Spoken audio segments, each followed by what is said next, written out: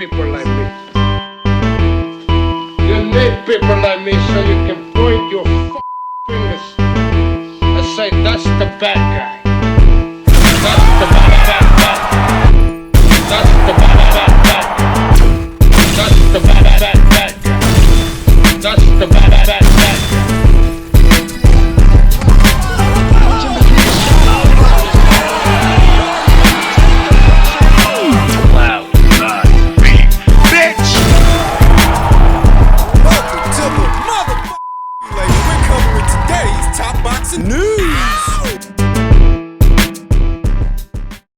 Okay, we'll start with this. Ahead of her upcoming fight with Amelia Moore, Carolyn Dubois, the reigning unified lightweight champion, has once again gone on the attack, attacking Alicia Baumgardner, saying she doesn't like the pressure when she loses to me. There's no excuses. She's a coward. That's why she's not calling anyone out who's a big threat. The situation is only going to get worse for as long as Alicia Baumgardner allows it to go on, because she's not otherwise preoccupied with anything important in boxing. We know that she's set to appear in Season 5 of Special Forces on Fox, which leaves something to be said about career advancement and how appearing on a nationally syndicated television show on a terrestrial network as big as Fox could catapult Alicia Baumgardner into new and lucrative spaces, which isn't hard to understand, but that doesn't necessarily mean the boxing fan has to like it, least of all when Alicia's manager has already admitted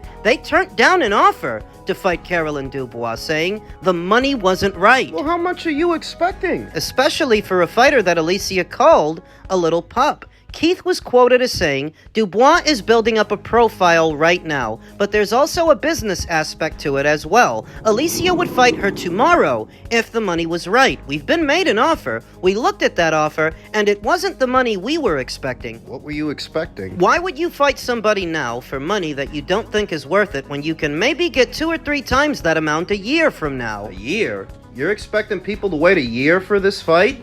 Quotes from back in June. So that's essentially saying that people shouldn't expect to see Baumgardner versus Dubois until June of the next year. So what's Alicia gonna be doing in the meantime? There is plenty of time left in the calendar year to schedule another fight, though of course for Alicia, no other fight with no other opponent will suffice aside from Carolyn Dubois fight. That's the one fight that she can have that moves the needle.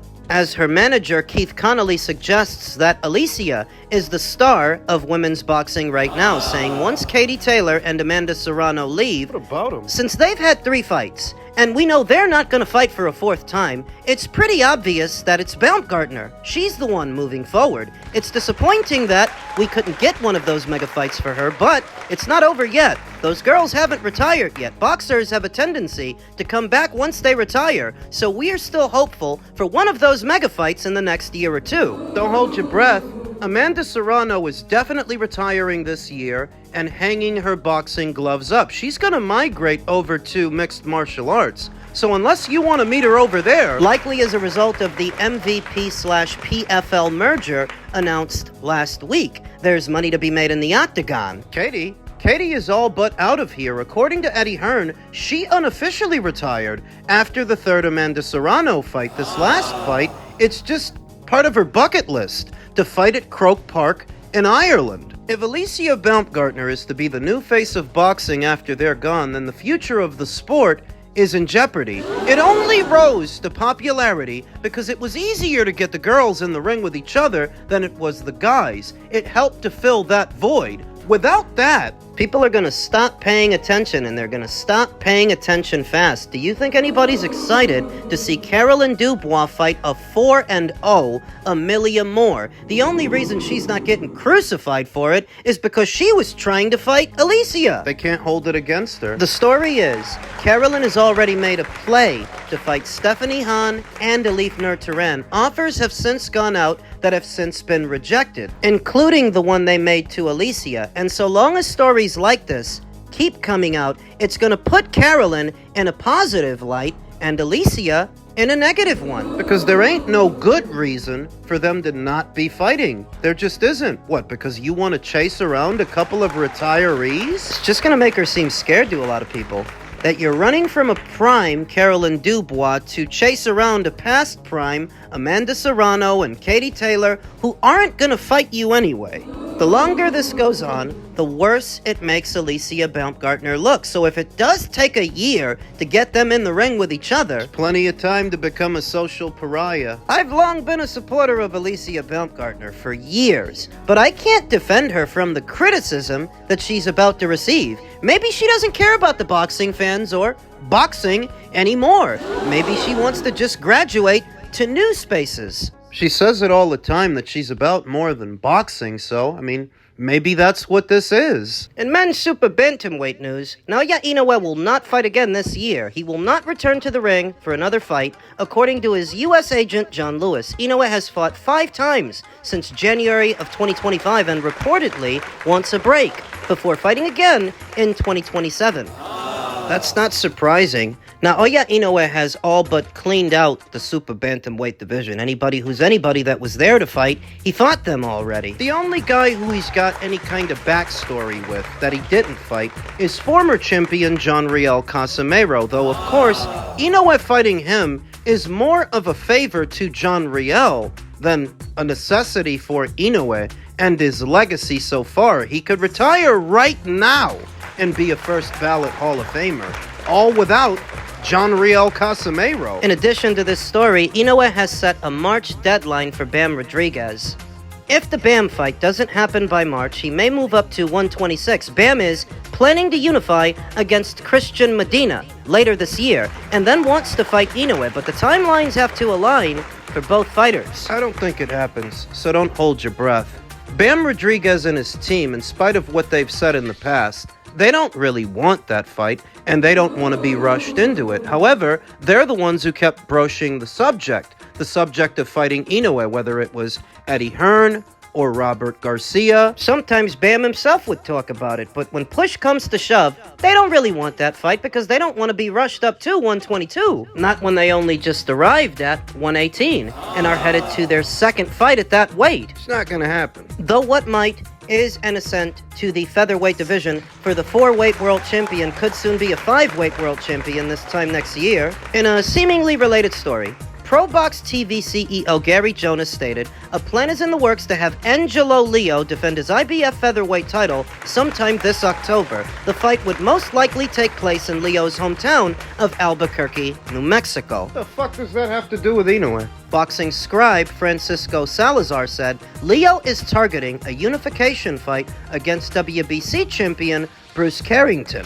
Leo was scheduled to defend his IBF title against Reese Alim this past May in ATL, but the fight was cancelled after Alim weighed almost 3 pounds at the previous day's weigh-in. The fuck does that have to do with Inoue? Well, just imagine that Angelo Leo books himself a unification match with Bruce Carrington in October. Not just a tune-up, but an actual unification with a champion, so that the winner is primed and ready to take on Inoue next year. That would be the ideal scenario. Separately, both champions could continue to avoid each other, hoping to be the one that Inoue picks upon his move up to 126. They could do it that way also. Because that's what they've been doing. If Angelo Leo has a tune-up fight, little tick-over fight, odds are he's not going to take on anybody dangerous early next year because he's going to be holding out hope that Inoue picks him. And Bruce may be of a similar mindset. Based on how they've both been looking, I would say Inoue stands a decent chance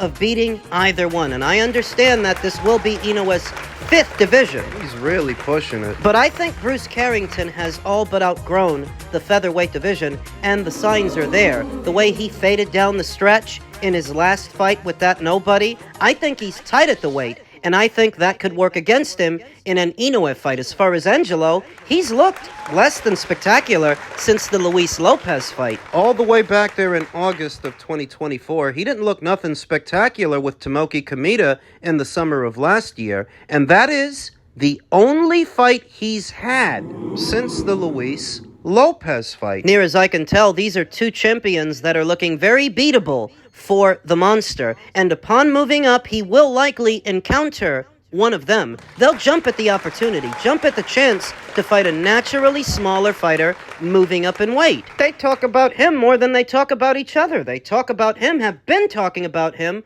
more than the other champions at the weight. So now that he's set to move up there, they're likely going to play it safe. Not take on anybody too risky. I don't think he goes on another undisputed run there, but he may pick up 1 or 2 alphabet titles. I could see that. Who assumes the role as the Asian face of boxing in that region of the world in his absence, because it's looking a lot like his career is nearing its end. Junto Nakatani almost immediately came to mind. Upon his return, he's likely going to stay at 122, and he can sort of pick up where Inoue left off, fighting all those fighters that Inoue fought. MJ Akhmadaliev, Luis Neri, Ramon Cardenas. Go on his own undisputed run there. I could see that happening now.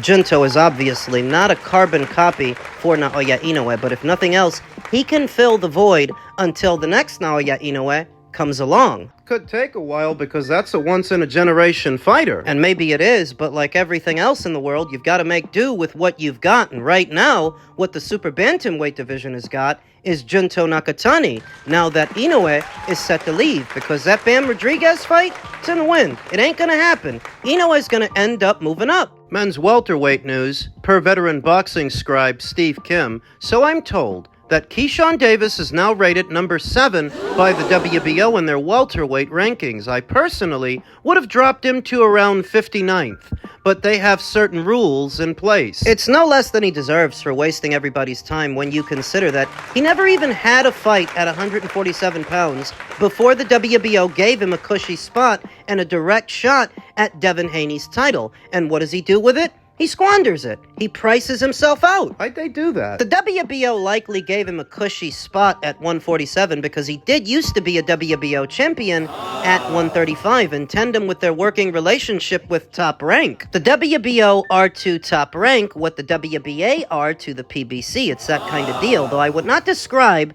the WBO's relationship with Top Rank as being as dubious as what we see from the WBA still. They got him a cushy spot, and he blew it.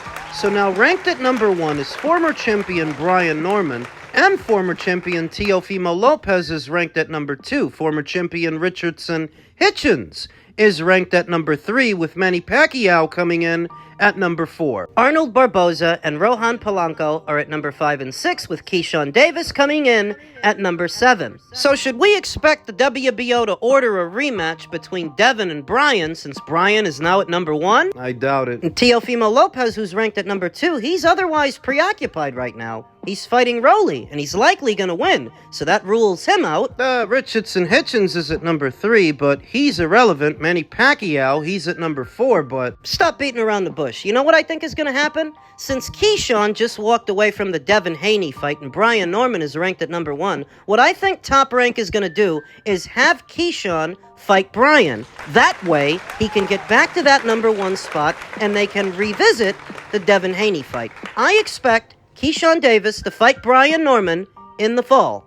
Because he's got to fight somebody. He can't be on the bench all year. What's Devin Haney gonna do in the in-between time? He's free to take a voluntary, someone of his choosing. I would say that's his opportunity to see about unifying titles with Australia's own Liam Paro, the IBF champion, who to my knowledge is not otherwise preoccupied or under any orders to satisfy any mandatories. I think if you offer Liam Paro the same $3 million you just offered Keyshawn Davis, he'll take it. Patty Donovan, who's supposed to be his mandatory challenger, is fighting next month on Katie Taylor's undercard, leaving Liam Paro free to field offers for unification matches or whatever he feels like doing. So that is a distinct possibility, because Devin Haney has got to fight somebody. It's what I think is going to happen before this year is out. Keyshawn Davis may end up fighting Brian Norman. Devin Haney may end up fighting Liam Paro. In a related story, as it pertains to the latest set of updated WBO rank standings, former unified champion Yanni Bekalim Kanulai has entered the latest rankings at number 2, with the number 1 Saul Canelo Alvarez fighting for the WBC title against Christian Mabili. The former unified middleweight champion could be called as mandatory challenger for Hamza Shiraz. So, Canelo being ranked at number 1 via the WBO doesn't matter. He's going another route, so remove him from the picture. Yanni Beck is as good as number 1 right now. Why'd they do it? Because he used to be WBO champion in his previous weight, and he's promoted by Top Rank. Now, I have my reservations about Yanibek Alimkhanalai being rated ahead of Jacob Bank, who's been at super middleweight all this time, kicking ass and taking names. He knocked out William Skull, And he beat the hell out of the last guy that he fought on the undercard of Josh Kelly versus Coleman Ajarko. so Yanni Beck is ranked at number 2. Diego Pacheco, who was in action not that long ago, he's ranked at number 3. I don't think they're going to fight. I don't think Matchroom is going to do it. Jacob Bank is ranked at number 4. Jacob and Hamza fought on the same card, the undercard of Kelly versus Ajarko. They even did a little mock face-off after Hamza Shiraz won a decision. So, the way this might break down, Hamza might end up fighting Jacob Bank. Yanni Beck may end up fighting Kevin Lele Sajo. Kevin Lele Sajo of France. That's the guy who knocked Diego Pacheco on his ass 2 fights ago. The guy who fights a lot like Christian Mabili with more pop, more power. He's ranked at number 5. The way I see it, if Hamza ends up fighting Jacob Bank, Yanni Beck may end up fighting Kevin Lele Sajo. Now, let's say that Hamza gets a unification match. Let's say he gets a fight with Jaime Munguia. Then I think Yanni Beck would fight Jacob. What? If Hamza Shiraz doesn't fight Jacob Bank in his next fight because he's unifying titles, they might have Yanni Beck fight Jacob. And I like all of these fights, every single one of them. Shiraz versus Bank, Yanni Beck versus Bank, Yanni Beck versus Sajo. They even got Armando Resendiz in there at number 6. I wouldn't mind seeing Yanni Beck fight him. Throwing all of these names around may seem confusing. This is what you need to take away. This is what you need to understand. Things are about to get very difficult for Hamza Shiraz because there's a lot of killers in those WBO ranked standings, and he's the WBO champion who didn't look too hot in his last fight. So I believe that Hamza Shiraz's reign as WBO champion is set to end in the not-so-distant future, as soon as his next fight or the fight after that, because these guys, any one of them could end up beating him. Yanni Beck could end up beating him. Jacob Bank could end up beating him. Jaime Munguia if Hamza has a unification.